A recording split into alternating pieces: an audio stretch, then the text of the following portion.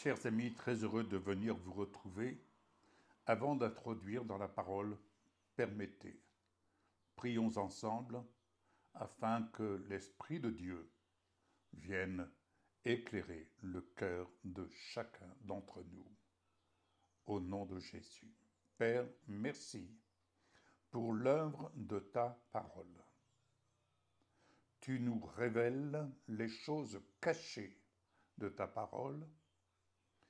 Tu portes à notre connaissance le plan parfait dans lequel ton esprit vient pour nous conduire, nous révélant la substance de ta parole, nous révélant le corps glorifié de Jésus, nous révélant ce à quoi tu nous appelles à vivre par la foi, mais à le vivre pleinement, afin que nous soyons en capacité d'être là où tu nous attends, là où tu nous désires, avec toi, ne faisant qu'un dans ta gloire. Au nom de Jésus. Merci Père. Amen.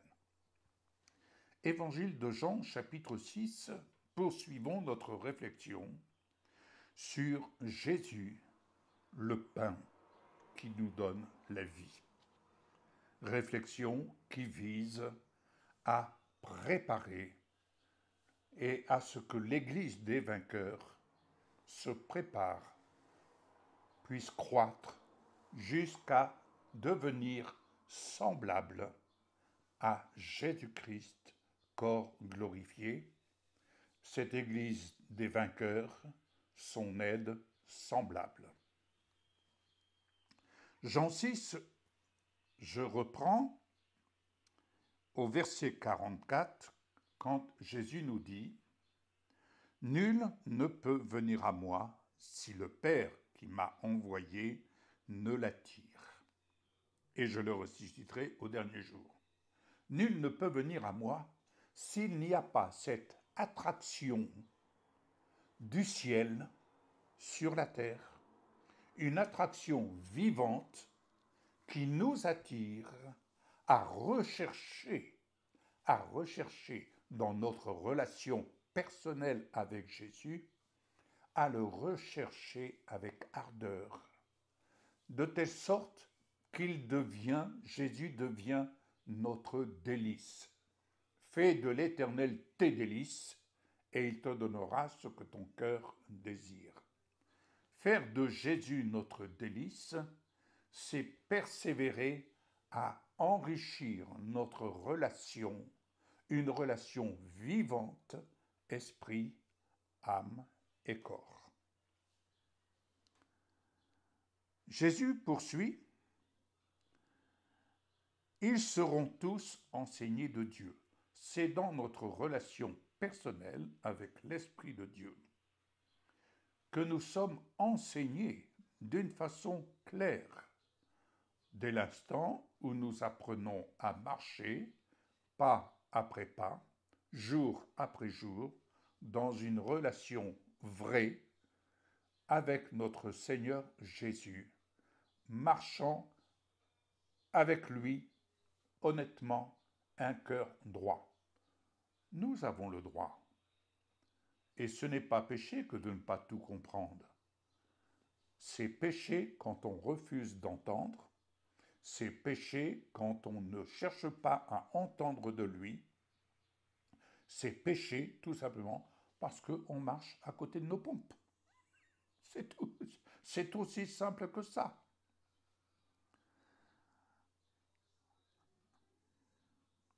Jésus dira, en vérité, je vous le dis, celui qui croit en moi a la vie éternelle. Je suis le pain de vie. Je suis le pain de vie. Voilà la nourriture qui nous est indispensable. Je posais une question ce matin. De quoi vous nourrissez-vous, esprit, âme et corps? À chacun de s'examiner.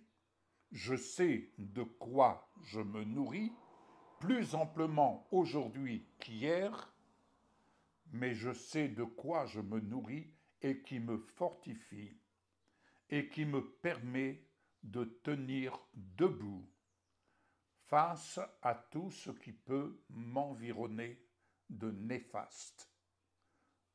Merci Seigneur, je sais en qui je vis et je sais qui vit en moi.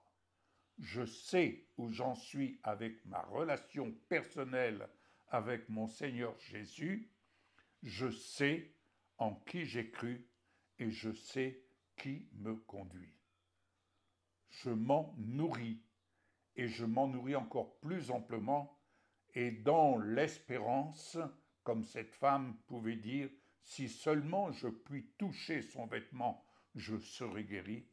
Et moi, je me dis, si seulement je puis me nourrir plus amplement du corps glorifié de Jésus, alors je serai semblable à lui. Je suis le pain de vie. Vos pères, c'est Jésus qui parle, ont mangé la manne dans le désert et ils sont morts.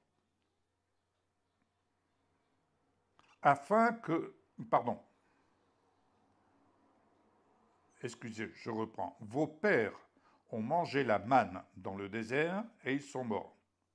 C'est ici le pain qui descend du ciel, afin que celui qui en mange ne meure pas.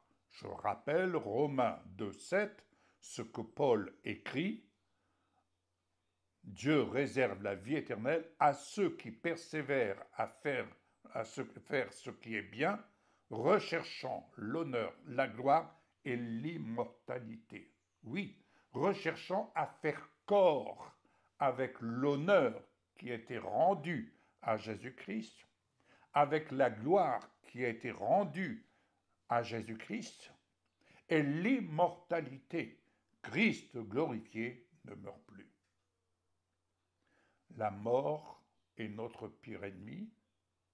La mort n'est pas une fatalité. Ici, celui qui mange de ce pain passe dans une autre dimension à l'immortalité. Enoch, Élie n'ont point connu la mort. La mort n'est pas une fatalité. La mort est notre pire ennemi. Jésus a vaincu celui qui avait la puissance de la mort. En Jésus-Christ, corps glorifié, assurément, je deviens co-héritier. Co-héritier du tout pleinement en Jésus. Pas partiellement, du tout pleinement en Jésus. Oui, alléluia, la foi accepte l'inacceptable pour notre raison. Nous allons voir plus loin ce qui est inacceptable va toucher des disciples. Je poursuis. Jésus dit, je suis le pain vivant qui est descendu du ciel. Si quelqu'un mange de ce pain, il vivra éternellement. Et le pain que je donnerai, c'est ma chair. Le pain que je donnerai, c'est ma chair. C'est quelque chose de concret, c'est son corps. Mais quel corps? Le corps glorifié. Jésus est la substance de Dieu, la substance éternelle. Son corps qui est fait de feu, son corps qui est fait de feu. Lisez les premières lignes de l'Apocalypse. Nous verrons plus tard de quel baptême l'apôtre Jean a connu, a vécu, qui lui a permis de pouvoir monter jusque dans la salle du trône.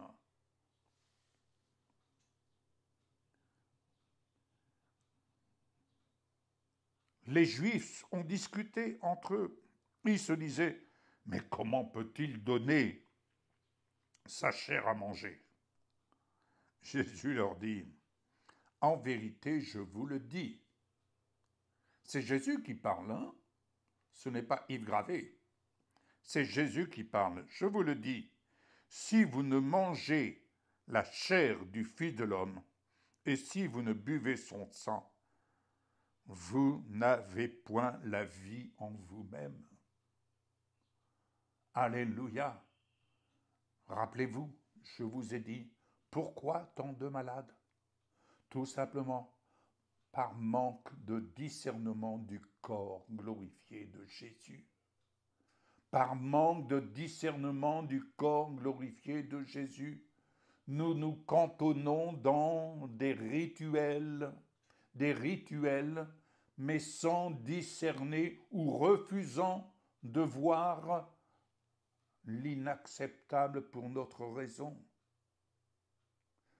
Oui, pour notre raison, ça ne passe pas. Je me heurte au niveau de ma raison, je me heurte, mais justement parce que c'est inacceptable, par la foi, je l'accepte. C'est là le mystère caché de Christ, c'est le mystère caché pour chacun d'entre nous dans notre relation vivante avec Jésus-Christ glorifié, jusqu'à ne faire qu'un avec lui dans sa gloire. Ainsi, l'homme ne vivra pas de pain seulement, mais il vivra de ce que le corps de Jésus, parole qui a été faite chair, il vivra de cela. Bien-aimés, la foi est une folie pour le monde. Si le monde m'écoute, ils vont certainement dire « il est fada ce pasteur ». Ah oui, je suis fada, mais la foi est une sagesse de Dieu, mais une folie pour le monde. Celui qui mange ma chair et qui boit mon sang a la vie éternelle, et je le ressusciterai au dernier jour. Car ma chair est vraiment une nourriture, et mon sang est vraiment un breuvage. Ici, c'est l'illustration du corps de Jésus tel qu'il est aujourd'hui, corps glorifié. Avec qui entretenez-vous votre relation de foi? Amen. Mais une relation de foi avec Jésus-Christ qui n'est plus sur la croix. Il n'est plus sur la croix. Jésus-Christ est ressuscité. Jésus-Christ est corps glorifié. C'est avec lui que nous avons désormais, recouvert de son sang, qui nous justifie aux yeux du Père, nous avons un libre accès dans sa présence pour demeurer avec lui en haut et vivant en nouveauté de vie, nous apprenons et nous sommes destinés à faire la volonté du Père sur la terre comme au ciel. Car ma chair est vraiment une nourriture, et mon sang est vraiment un breuvage. Celui qui mange ma chair et qui boit mon sang demeure en moi, et je demeure en lui. Alléluia. Il demeure en moi, et moi je demeure en lui. Oh, Jésus dans ma vie. Jésus en moi et moi en lui. Quelle unité parfaite, quelle relation parfaite.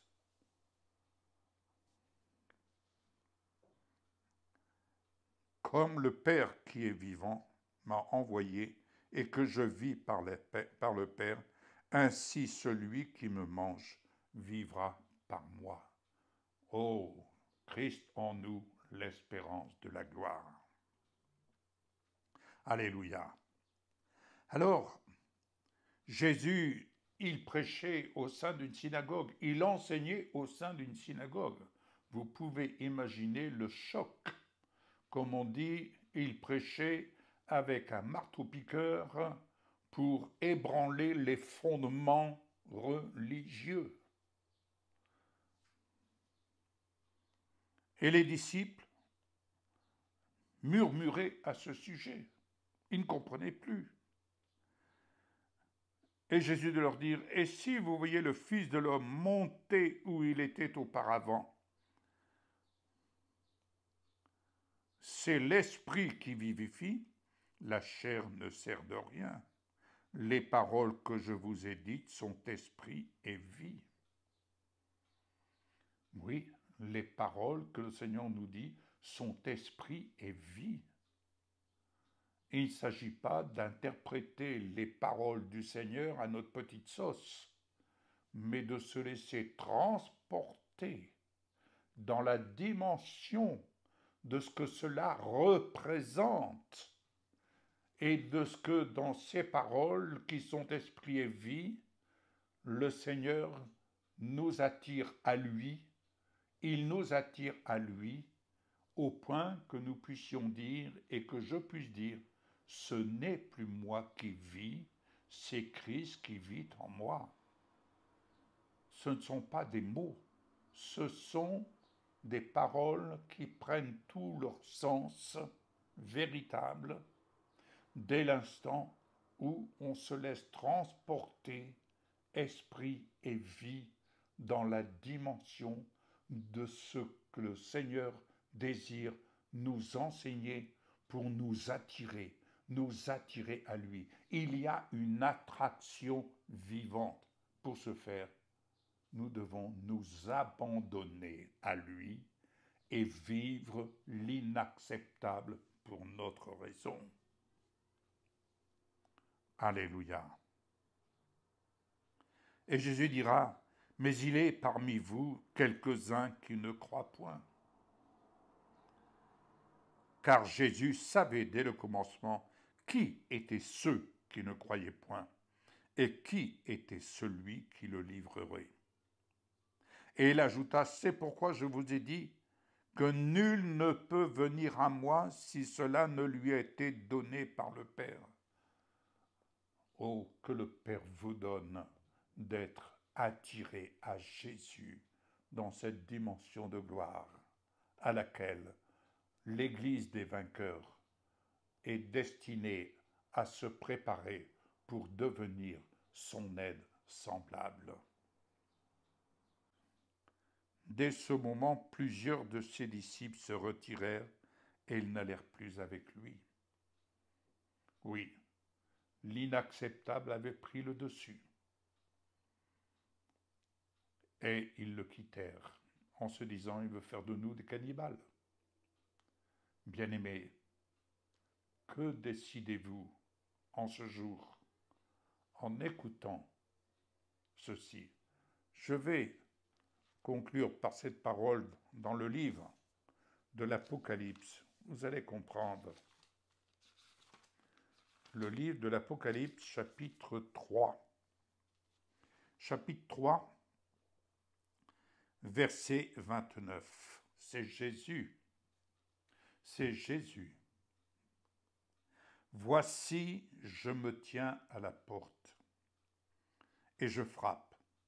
Si quelqu'un entend ma voix et ouvre la porte, si quelqu'un entend ma voix, on peut tenir la porte fermée ou lui ouvrir. Si quelqu'un entend ma voix et ouvre la porte, j'entrerai chez lui, je souperai avec lui et lui avec moi. » C'est ici le moment de passer non plus de la Sainte Seine traditionnelle, le pain et le vin, mais de passer à la Sainte Seine de gloire, où Jésus dit « Je souperai avec lui et lui avec moi ». Autrement dit, nous nous nourrissons de son corps céleste et nous nous abreuvons de son sang. La scène de gloire fait de feu au nom de Jésus. Alléluia, que le Seigneur vous éclaire, que son esprit vous révèle. Je sais que votre raison est heurtée, je n'en doute pas, mais je sais que la parole se vit au moyen de la foi. Et la foi, c'est dire Seigneur, je fais confiance à ta parole et je me laisse transporter dans la dimension dans laquelle tu désires me voir vivre avec toi. Au nom de Jésus, soyez bénis. Bon dimanche, que le Seigneur vous assiste en toutes choses et soyez guéris au nom de Jésus. Amen.